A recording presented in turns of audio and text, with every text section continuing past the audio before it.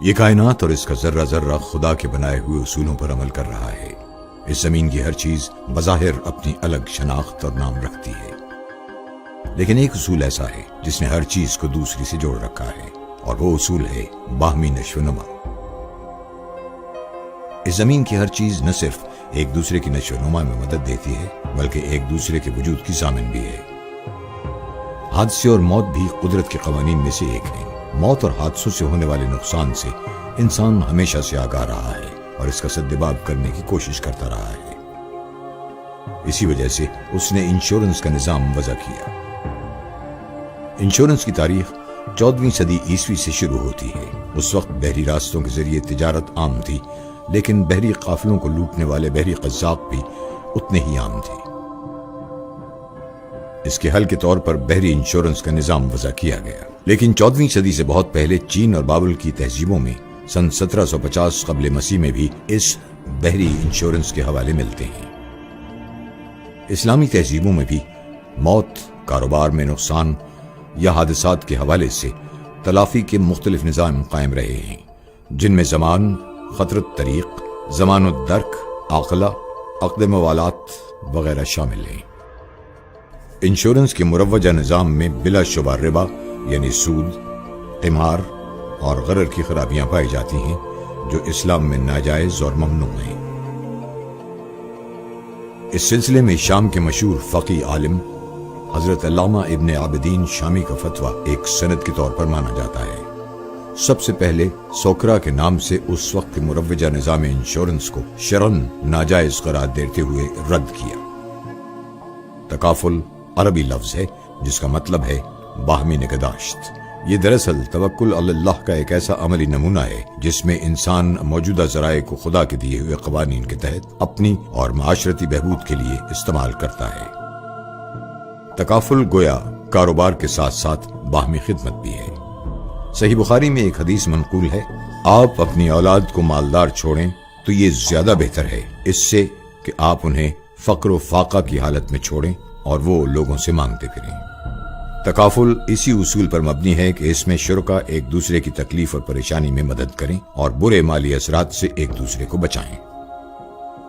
تکافل دراصل زندگی اور معاشرے کی وہ گلک ہے جس میں ہم سب مل کر ایک دوسرے کی خوشیوں کو محفوظ کرنے کے لیے سکے ڈال رہے ہیں۔ ایک گروپ آف پیپل، اس کو نقصان کا اندیشہ ہے۔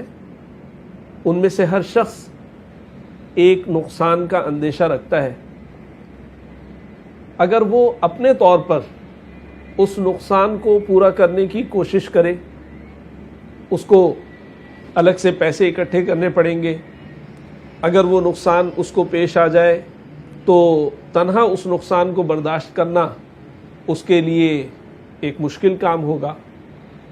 ایسے چند لوگ اکٹھا ہو کر کچھ پیسے جمع کریں اور وہ اتنے پیسے ہوں کہ ان میں سے جب چند لوگوں کو نقصان پیش آئے گا وہ پیسے ان کے نقصانات کو پورا کرنے کے لیے کافی ہوں گے۔ تکافل یعنی اسلامی انشورنس کی پہلی کمپنی کا قیام 1979 میں سوڈان میں ہوا۔ 1984 میں ملائیشیا میں اس سلسلے میں باقاعدہ قانون سازی کی گئی۔ 2005 میں پاکستان میں تکافل کے حوالے سے securities and exchange commission of Pakistan کی سطح پر قانون سازی ہوئی۔ پاکستان میں پاک قطر فیملی تکافل اور پاک قطر جنرل تکافل کی بنیاد 2007 میں رکھی گئی۔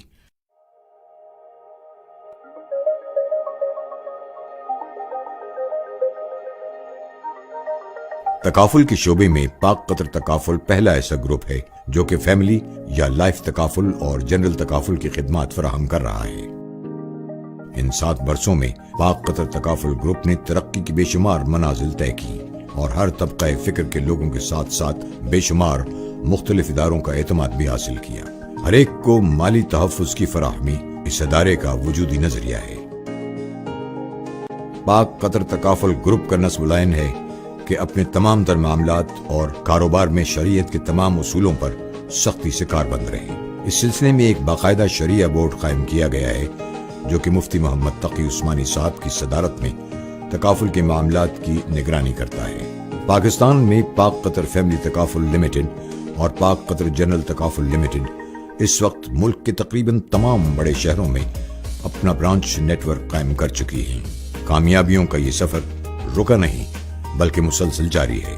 خدمت، محنت اور انسانیت سے محبت کے جذبے سے سرشار اور محنتی ملازمین کے ساتھ مل کر پاک قطر فیملی تکافل اور پاک قطر جنرل تکافل اپنے شرکائے تکافل کو بہترین خدمات فراہم کر رہا ہے۔ ہمارا یقین، ہمارا اعتماد ہے، ہماری طاقت قدرت کے قوانین اور شریعت کے بے بدل اور اٹل اصول ہیں۔ ہم اسی راستے پر چلتے ہوئے آگے بڑھ رہے ہیں اور ہر گزرتے دن کے ساتھ یہ قافلہ بڑھتا چلا جا رہا ہے۔ پاک قطر تکافل، بھروسے کا دوسرا نام، ہر لمحہ ہر گھڑی آپ کے ساتھ۔